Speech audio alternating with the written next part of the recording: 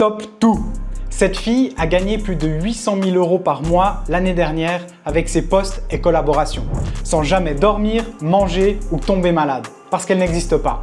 Je te parle de Lil Miquela, l'influenceuse IA la plus rentable au monde. Elle fait partie de la nouvelle élite des réseaux sociaux qui empochent des millions pendant que tu scrolles. Laisse-moi te dire un secret, les vrais influenceurs ne sont pas ceux que tu crois. Dans les prochaines minutes, je vais te révéler comment des gens ordinaires, sans notoriété, sans appareil photo professionnel, parfois même sans visage, ont créé des influenceuses virtuelles qui génèrent 5 à 15 000 € par post en restant tranquillement chez eux en pyjama. Ce que je vais te montrer aujourd'hui pourrait littéralement changer ta vie financière. Mais c'est exactement comme le Bitcoin en 2013 ou TikTok en 2019. Ceux qui y sont allés tôt ont fait fortune et ceux qui ont hésité quelques mois se sont mordus les doigts. La différence, c'est que cette fois, tu es prévenu au bon moment. Si tu es curieux et intéressé par les nouvelles technologies, tu vas être servi. Et si tu es plutôt du genre passage à l'action que confort statique, reste bien jusqu'à la fin de la vidéo parce que je te garantis que ce que tu vas découvrir va complètement changer ta vision des réseaux sociaux et peut-être même ton compte en banque. Alors, qu'est-ce qu'une influenceuse virtuelle? Concrètement, c'est un personnage 100% créé par ordinateur qui a sa propre identité, sa propre personnalité et son propre compte Instagram. C'est comme si tu créais un sim ultra réaliste, sauf qu'au lieu de chercher à lui faire des rencontres coquines, tu lui fais vendre des produits de luxe. L'exemple le plus connu, c'est probablement Lil Miquela, créée en 2016 par l'entreprise Brod. Cette influenceuse virtuelle compte aujourd'hui 2,4 millions d'abonnés sur Instagram. Elle a collaboré avec des marques comme Calvin Klein, BMW, Prada et Samsung et aurait généré 10 millions de dollars rien qu'en 2013, ce qui en fait l'influenceuse IA la mieux payée au monde. On a aussi Aitana Lopez, une influenceuse espagnole créée par l'agence The Clueless qui gagne jusqu'à 10 000 € par mois selon son créateur Ruben Cruz. Avec son physique parfait et son style de vie idéalisé, elle n'aura jamais besoin de poster une story d'excuses larmoyantes après avoir fait la promotion d'une crypto-monnaie douteuse qui s'est effondrée ou giflé un acteur en pleine cérémonie des Oscars. Et puis, il y a Ima, une influenceuse virtuelle japonaise si réaliste qu'Amazon et Ikea l'ont engagée. Elle a près de 400 000 followers, dont une bonne partie qui like ses photos sans jamais se douter qu'elle a autant d'émotions que Judge Dredd. J'étais sûr qu'il dirait ça. Techniquement, ces influenceuses sont créées comme dans Westworld. Sauf qu'au lieu de se révolter contre leurs créateurs, elles vendent des produits cosmétiques et de la crème hydratante. C'est une combinaison de modélisation 3D, d'IA générative pour les visages et les expressions et de stratégie marketing.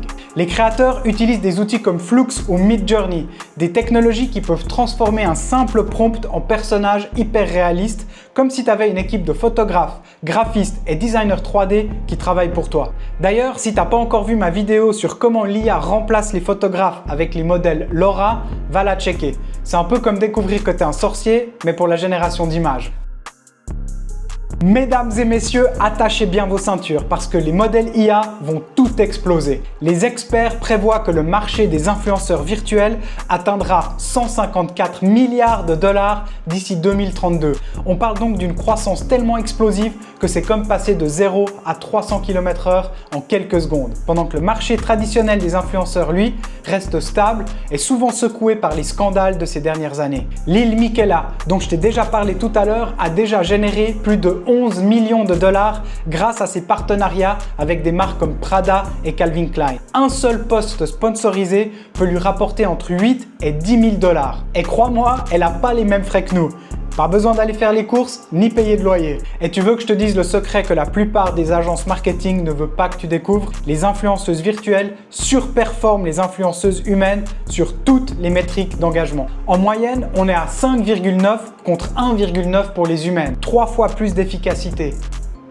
Ça donne à réfléchir. Mais si on parle de comparaison, c'est un peu comme comparer Spotify Premium à une collection de vinyles. Bien sûr, les 33 tours ont leur charme et leur authenticité qui plaît aux puristes. Mais en termes de performance, de fiabilité et de retour sur investissement, il n'y a juste pas photo. Évidemment, les marques ne s'y trompent pas. Les influenceurs virtuels sont particulièrement plébiscités dans les secteurs comme le luxe ou la mode. Pourquoi? Parce que dans ces secteurs, on exige une parfaite maîtrise de l'image et donc de l'égérie. Et contrairement aux stars vivantes, les influenceuses IA ne vont jamais tweeter quelque chose de controversé à 3 h du mat après 5 vodka Red Bull.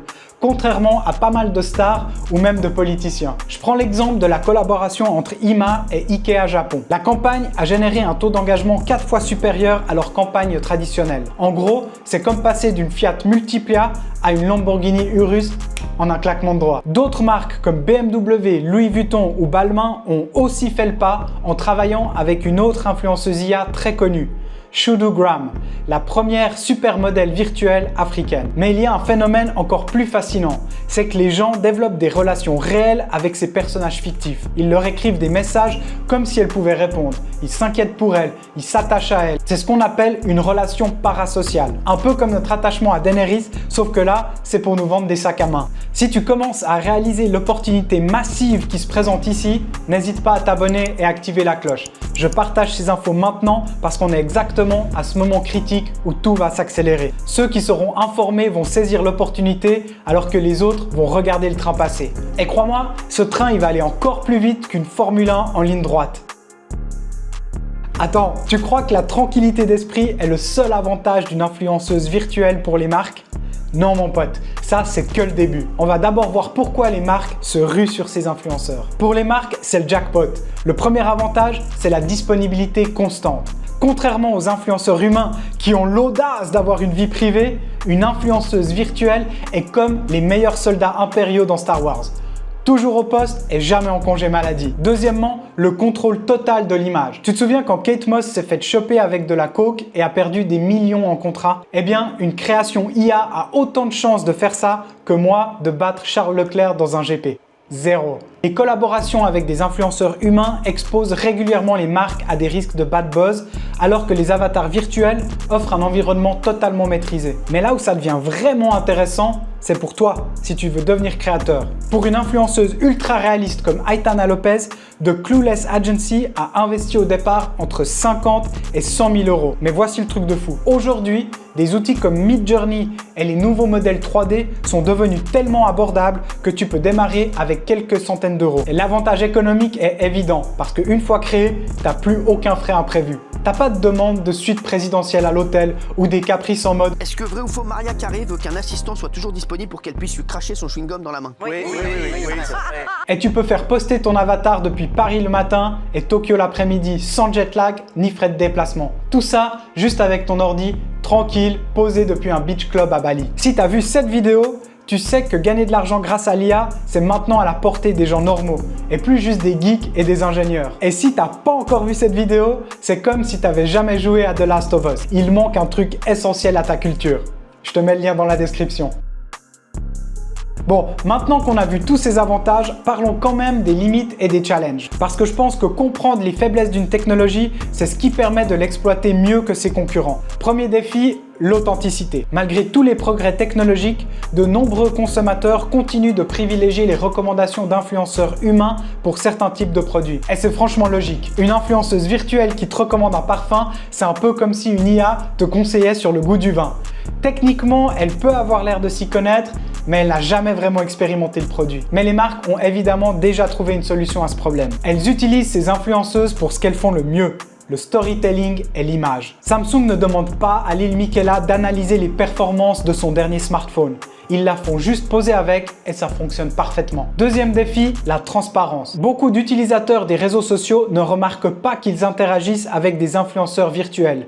Surtout quand ils ont affaire à des modèles professionnels super bien conçus. Mais c'est quand même assez fou. Il y a des gens qui tentent d'envoyer des DM à ce qu'ils croient être une personne réelle, alors qu'en fait, c'est juste une création digitale. C'est un peu comme avoir une conversation passionnée avec ChatGPT. Ce que j'ai pu observer, c'est que les influenceurs virtuels qui ont les campagnes les plus réussies incluent toujours une mention claire de leur nature artificielle dans leur bio. Non seulement ça évite les problèmes légaux qui commencent à apparaître, mais ça crée aussi beaucoup plus d'engagement, parce que les gens sont fascinés par le processus de création. Troisième défi, l'impact sur l'emploi. Les mannequins virtuels prennent progressivement une place significative dans les campagnes digitales des secteurs de la mode et du luxe, ce qui crée à la fois des inquiétudes mais aussi de nouvelles opportunités. Cette évolution pose des questions similaires à celles qu'on voit dans d'autres industries transformées par l'IA. Mais le marché s'adapte. De nouveaux rôles émergent dans la création de ces avatars, leur animation et leurs intégrations dans des stratégies marketing. Comprendre ces limitations ne devrait pas te décourager. Au contraire, ce sont précisément ces défis qui créent les opportunités. C'est sûr que les entreprises qui sauront naviguer ces questions d'authenticité,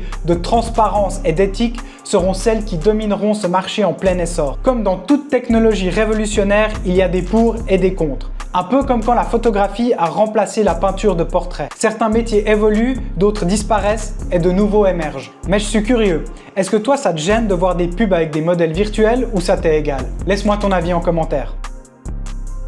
Maintenant, intéressons-nous au comment, avec un aperçu de la création d'une influenceuse virtuelle. Je te montre les 4 étapes du processus en accéléré. Première étape, conception visuelle et identitaire. Tout commence par la conception d'une identité cohérente. On définit son apparence physique et son style, sa personnalité, ses valeurs, son histoire personnelle via ce qu'on appelle une bible de personnage. Et enfin, sa niche et son public cible. La bible de personnage, c'est un document technique crucial qui détaille chaque aspect de la personnalité, ses expressions favorites, ses goûts. C'est ce qui garantira sa cohérence sur la durée. Les meilleurs créateurs utilisent des techniques de marketing pour identifier un positionnement unique. C'est par exemple pas un hasard si Choudou s'est très rapidement démarqué. Son créateur avait très justement identifié que toutes les autres modèles virtuels étaient typés occidental ou asiatique. Deuxième étape, la production visuelle. Techniquement, 3 approches sont possibles. Créer une modélisation 3D complète avec Blender ou Maya, ça c'est la variante qui te donnera le contenu le plus réaliste mais qui coûte entre 10 et 30 000 euros. Utiliser des images 2D générées par IA, comme par exemple avec Midjourney et des prompts cohérents. Ici, il faut compter entre 1000 et 5000 euros ou opter pour une approche hybride combinant les deux. Et c'est ce qui semble être l'approche la plus populaire en ce moment. Étape numéro 3,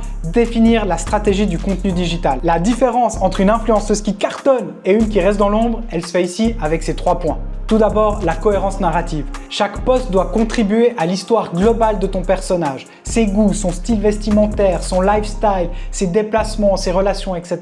Garde toujours ta bible de personnage en référence. Ensuite, un calendrier éditorial optimisé. Les données montrent que les influenceuses virtuelles performent mieux avec 3 à 4 posts hebdomadaires. Et finalement, un système d'interaction automatisé. C'est là que tu peux faire la différence.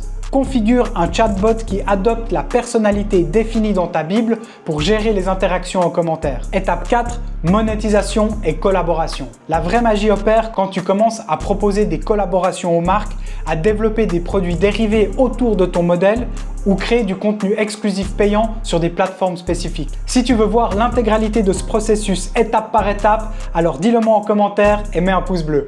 À 500 likes, je te fais une vidéo tutoriel complète où on créera notre propre influenceuse de A à Z. Maintenant qu'on a vu comment créer techniquement une influenceuse virtuelle, parlons stratégie business. Comment transformer cette compétence en revenu? Voici le plan d'action éprouvé, directement inspiré par The Clueless, l'agence derrière Aitana Lopez. Première phase, mettre en place ton projet pilote.